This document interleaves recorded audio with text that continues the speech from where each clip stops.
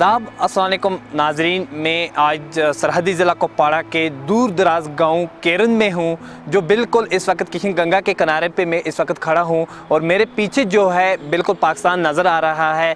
तो नाजरीन, आज हम जो गुफ्तगू करने जा रहे हैं, हमारे साथ हमारे मेहमान गिरामी बैठे हुए हैं, अलग अलग शुबों से आए हुए हैं। आपको उनसे मैं तारुफ भी करवा दूँ और उनकी ज़बान से उन्हीं के से जानते हैं कि क्या यहाँ पर कितने तरक्याती काम हुए हैं, क्या पाकिस्तान चाइना के बीच में हो रहा है। तो आए हम उनसे ही जानते हैं। 70 साल के बाद हमारे दूर दराज के गांव को डिजिटल इंडिया के नेटवर्क से जोड़ा जा रहा है।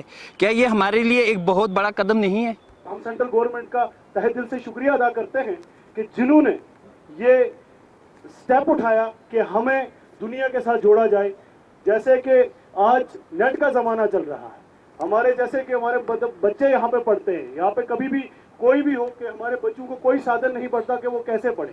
कुपवाड़ा के अंदर जो वैली है जहाँ पे नेटवर्क चलता है, वहाँ पे बच्चे ऑनलाइन क्लासेस ले रहे हैं। तो केरन का बच्चा ऑनलाइन क्लासेस कैसे लेगा, क्योंकि यहाँ पे नेटवर्क फैसिलिटी नहीं है। तो मैं आपका शुक्रिया अदा करता हूँ और मैं सेंट्रल गवर्नमेंट का शुक्रिया अदा करता हूँ कि जिन्होंने हमें मतलब ये समझा कि हमारे लोग जो जीरो लाइन पे बसते हैं इन्हें नेटवर्क के साथ जोड़ा जाए। शुक्रिया। तो मैं लेफ़्ट साइड से आता हूँ, बट अनीसा जी मैं आपके पास आ रहा हूँ कि जैसा कि वकार ने कहा कि हमारे पास जो नेटवर्क फैसिलिटीज़ है वो आज भी अवेलेबल नहीं है। क्या आज लग रहा है आपको पिछले ही कुछ लास्ट वीक से यहाँ पे नेटवर्क का जो काम चल रहा है, आप इस बात को किस नज़रिए से देख रही हैं? पिछले 30 सालों से मैं देखती आ रही हूँ, मैंने भी यहाँ से तालीम हासिल की है, लेकिन अफसोस की बात यह है कि यहाँ पे नेटवर्क नहीं था। अगर हमें कभी कोई बड़ी से बड़ी प्रॉब्लम भी होती थी तो हम आगे आला हकाम तक नहीं पहुँच पाते थे। जहाँ थे वहीं पर रहते थे। जैसे कि हमारे 6 महीने तक हमारा रास्ता कट होके रह जाता था। उसकी वजह से अगर हमारा नेटवर्क यहाँ पे होता तो शायद नेटवर्क के ज़रिए हम आगे तक पहुँच सकते, अपनी मुश्किलात आगे तक पहुँचा सकते, अब आला हुकाम तक अपनी बात को पहुँचा सकते थे। लेकिन अफसोस की बात है कि यहाँ पे नेटवर्क नहीं था। आज जो यहाँ पे नेटवर्क लगने जा रहा है, हम सेंट्रल गवर्नमेंट का तहे दिल से शुक्रिया अदा करते हैं कि ये जो नेटवर्क का स्टेप इन्होंने उठाया बहुत ही फ़ायदा मंद होगा हमारी तहसील केरन के लिए। शफकत, आप एक युवा हैं, क्या आपको नहीं लग रहा है कि ना नेटवर्क होने की वजह से यहाँ की यूथ जो है वो कितनी अफेक्टेड हुई? काफ़ी आगे हमारा मुल्क पूरी दुनिया में। तो इस डेट में जो है हमारे यहाँ पे आज तक नेटवर्क जो है फैसिलिटी अवेलेबल नहीं थी। तो आज हमें बहुत खुशी हो रही है कि हमारे यहाँ पे भी नेटवर्क अवेलेबल होगा और हम भी इसका फ़ायदा उठा सकेंगे। तस्लीम जी, मैं आपके पास आ रहा हूँ दूसरा क्वेश्चन लेके। क्या जब से यूटी बनी हुई है तब से तामीर व तरक्की का काम शुरू हो रहा है, आपकी इसके बारे में क्या राय है? जब से यूटी बनी है काफ़ी जो प्रोजेक्ट्स रुके हुए थे उसमें बहुत अच्छे तरीके से काम चल रहा है। जैसे आप मान के चलें हमारी रोड पे फरकिया टाप से मैं भी 34-35 साल का हो गया हूँ। उसके बाद मेरे जो बाप दादा थे वो भी कहते थे कि इस पे बीकन काम कर रही है, लेकिन मुकम्मल नहीं हो पा रहा था। तो इस पर हमने देखा पिछले कुछ महीनों में पात्रों तक हमारी रोड कंप्लीट होगी।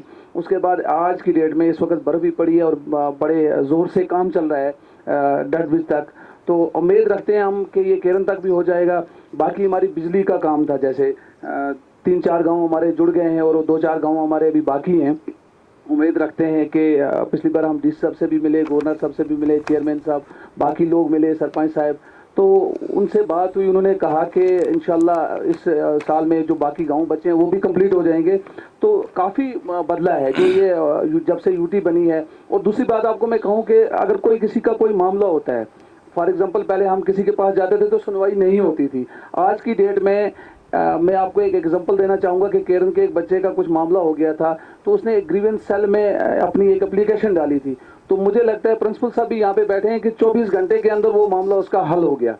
तो इसका मतलब है कि काफ़ी चेंजेस आए हैं यहाँ इस यूटी बनने में। यूटी बनने के बाद जो 370 टूटा और 35 से, उसके बाद काफ़ी चेंजेस आई हैं, काम तरक्कियाँ थी। मैं अपने केरन की बात करूँगा, वैली की बात नहीं करूँगा। यहाँ पे भी काफ़ी चेंजेस आई हैं और उम्मीद रखते हैं कि आगे भी जो बाकी काम बचे हैं वो भी हो जाएंगे। आप भी पिछले कई सालों से यहाँ सरहदी इलाका केरन में हैं, आपको लग रहा है कि कहीं लोकल सरकार से यूटी इंतज़ामिया आज फास्ट ट्रैक पे हर काम कर रही है? 370 और आर्टिकल 35A के एब्रोगेशन के बाद ये दोनों चीज़ें किसी वैदिक बुक या किसी धार्मिक बुक से नहीं मिली थी कश्मीर को। ये लोगों ने फैसले लिए थे 370 35A। इनके एब्रोगेशन के बाद आप तमाम लोगों को ये महसूस हुआ होगा कि विवाद जो 30 इयर्स या 40 इयर्स से यहाँ चल रहा है, ऐसा लग रहा है कि विवाद जैसे ख़त्म हुआ है। ये महसूस हो रहा है कि विवाद तो था मगर मनवाद नहीं है आज।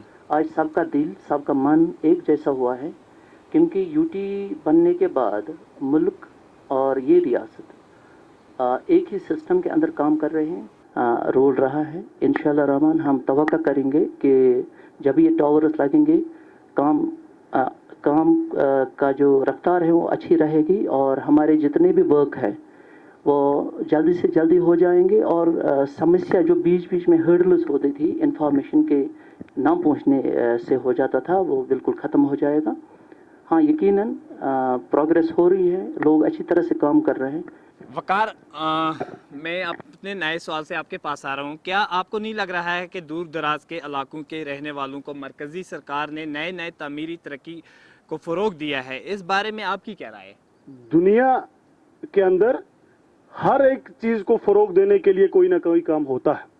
हमारे यहाँ तरक्की के लिहाज से जो काम आज चल रहे हैं, इसका सबसे बड़ा क्रेडिट जो जाता है वो लेफ्टिनेंट गवर्नर जनाब मनोज सिन्हा साहब को जाता है। सबसे बड़ी तरक्की होती है रोड, टेलीकम्युनिकेशन और क्या कहते हैं कि ऐसी ऐसी चीज़ें जो हैं जो लोगों को अपग्रेड करती हैं, लोगों को ऊपर उठाती हैं, वो चीज़ें तरक्की कहलाती हैं और वो ऐसी तरक्की आज हो रही है।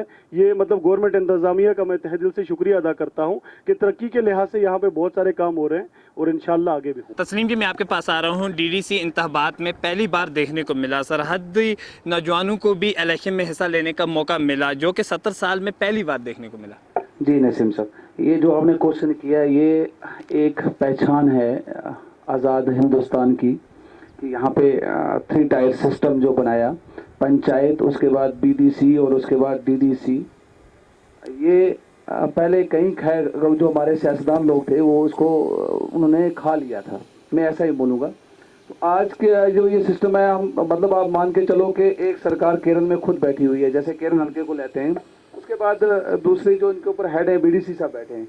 तो ये एक आज़ाद मुल्क की जो होती है ना पहचान, वो मोदी जी ने सामने लाई, उसके लिए हम मोदी जी का शुक्रिया अदा करते हैं। अनीसा जी, मैं आपके पास आ रहा हूँ कि आप भी एक केरल की यंग युवा हैं, खासकर जो फीमेल को रिजर्वेशन मिली, आप इस बात को किस नज़रिए से देखते हैं? हमें जो ये सेंट्रल गवर्नमेंट है उन्होंने हिम्मत दी आगे आने की।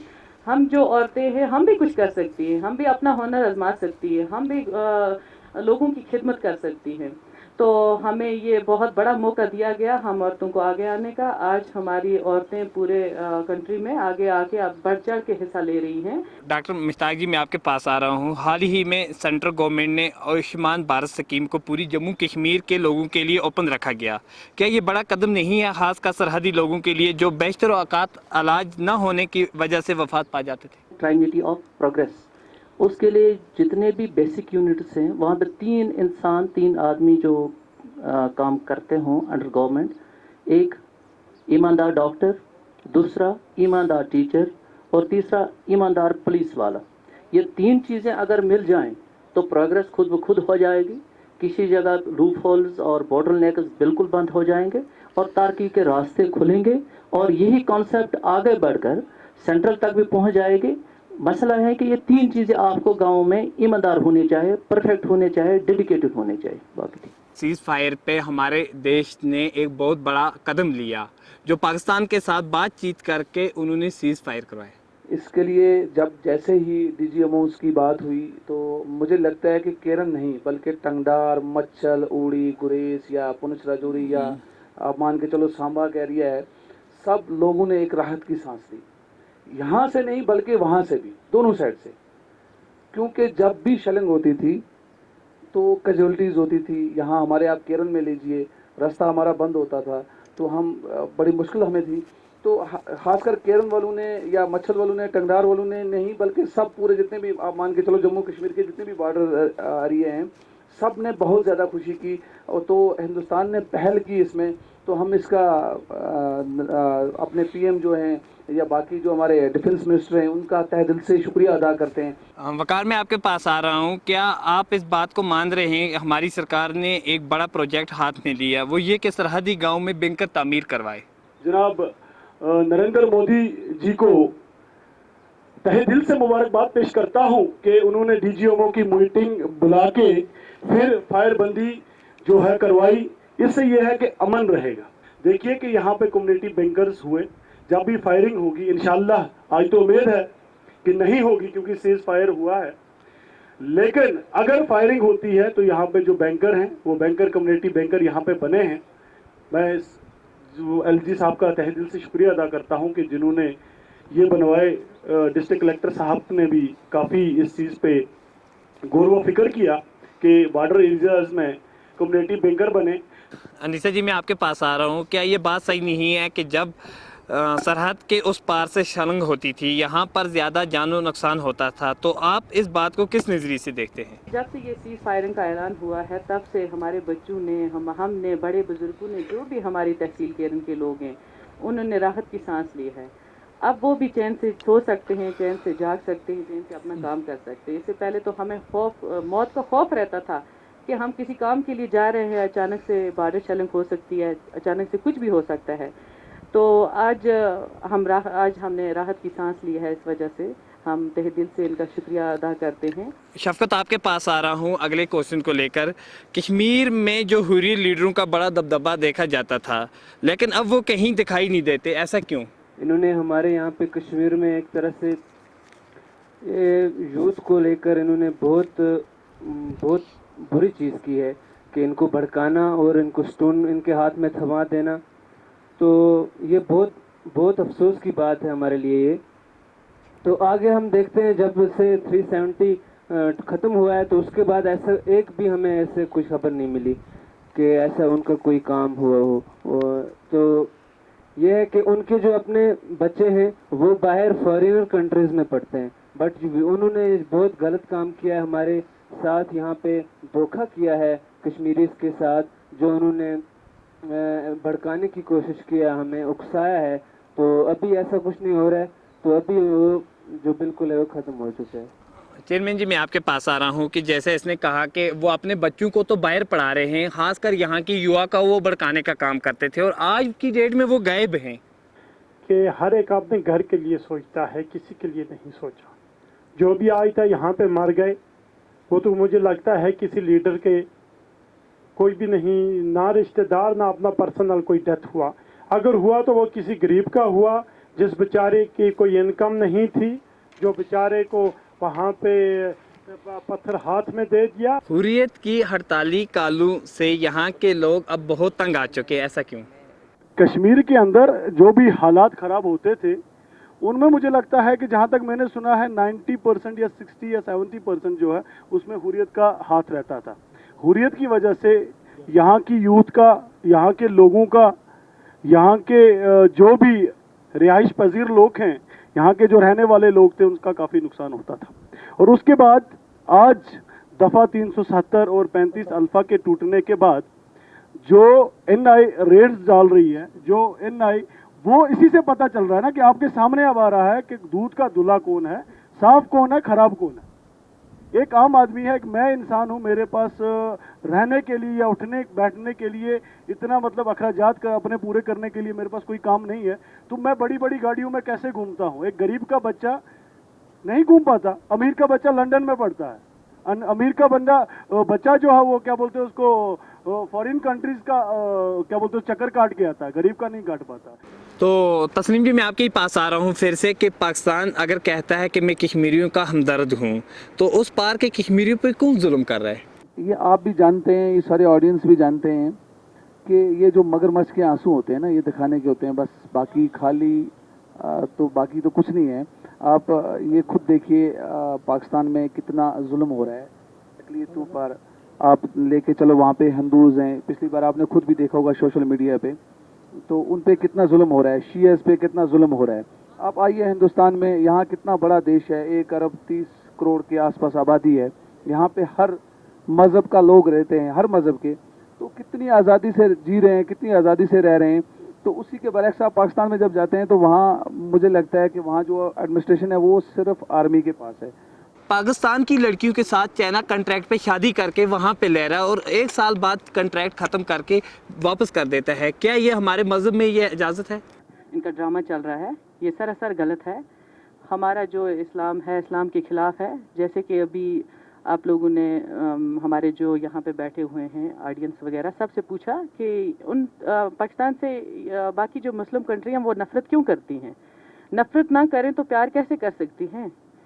जबकि उनको अपने मज़हब का भी पता नहीं है तो उनसे प्यार ही कौन करेगा? जो अमन की बात है, क्या पाकिस्तान को इसके लिए आगे नहीं आना चाहिए? जी नसीम साहब, बिल्कुल। जैसे हिंदुस्तान, मैंने आपसे कहा ना कि उन्होंने पहल की सीज़ फायर के लिए, तो सीज़ फायर से काफ़ी फ़र्क पड़ गया हमें। ऐसे पाकिस्तान को भी चाहिए कि दहशतगर्दी जो है वो बंद कर देनी चाहिए। जो मिलिटेंट के ट्रेनिंग कैंप चलते हैं वो बंद होने चाहिए। नेक नीति से, जैसे शफीक साहब ने फरमाया, उनकी बात को मैं कंटिन्यू करता हूँ, तो नेक नीति से आगे आके बातचीत करें, बातचीत से हर एक बातचीत के टेबल पे आएँ, ताकि दोनों मुल्क, हमसाया मुल्क जो हैं, वो आपस में बड़े आराम से रह सकें और जो उनके लोग हैं, चाहे हिंदुस्तान के हैं या पाकिस्तान के हैं, वो बड़े आराम से रह सकें। भाईचारा जो पहले 47 से पहले था वैसे ही हो। तो अमन एक अच्छी चीज़ है, अमन दोनों देशों के लिए अच्छा है, लेकिन वो तब आएगा जब ये दहशतगर्दी जो है, ये जो दहशतगर्दी की दुकान है, ये बंद हो जाएगी और तब जाके अमन आएगा भाई। वकार, मैं आपके पास आ रहा हूँ कि कश्मीरी अवाम हमेशा भाईचारे को तरजीह दे रही है। मिसाल के तौर पर हिंदू, मुस्लिम, सिख, ईसाई हम आपस में भाई भाई। पीओके में सभी वहाँ के रहने वाले मुसलमान हैं, मगर उनको मुसलमान की हैसियत से नहीं देखा जा रहा है। ऐसा क्यों? मजहब नहीं सिखाता आपस में बैर रखना, हिंदी है हम वतन है हिंदुस्तान हमारा। जब घर अच्छा हो ना, तो घर के बड़े जब अच्छे हो ना, तो घर के जो बाकी फरकेन होते हैं, बाकी जो लोग होते हैं ना, तो वो एक साथ रहते हैं, चाहे वो किसी भी मजहब से। सबसे बड़ी बात, इंसान का सबसे बड़ा मजहब क्या है? इंसानियत, इखलाक। मजहब तो नहीं सिखाता ना, मजहब किसी को थोड़ी सिखाता है कि आप किसी से लड़ो। मजहब में ये चीजें तो नहीं है। लेकिन जब यहाँ के हुक्मरान जो है ना, तो वो एक साथ चलते हैं। आप ये जो हिंदुस्तान का कानून है, आप अपने पीएम नरेंद्र मोदी जी के ऊपर अगर वो कुछ गलत करते हैं तो आप उसको कोर्ट में खींच सकते हैं, ये आपके पास हक है। लेकिन आप उस कंट्री में, जो दूसरी आपकी नेबर कंट्री है जैसे कि पाकिस्तान, आप वहाँ पे मतलब किसी के खिलाफ कुछ बोल ही नहीं सकते। अगर आप बोलेंगे तो जैसे आप दुनिया पे आए ही नहीं हो, कहाँ गायब हो जाओगे। नाजरीन, जैसा कि आपने खुद देखा, जो मेहमान गिरामी थे उन्होंने खुले दिमाग से अपने दिल की बात पेश की। आपको सोचना होगा कश्मीरी अवाम क्या चाहती है। इजाज़त दीजिए, फिर से एक नए शुमारे के लिए आपके साथ हाज़िर हूँगा। दीजिए इजाज़त, अल्लाह नेगेबान।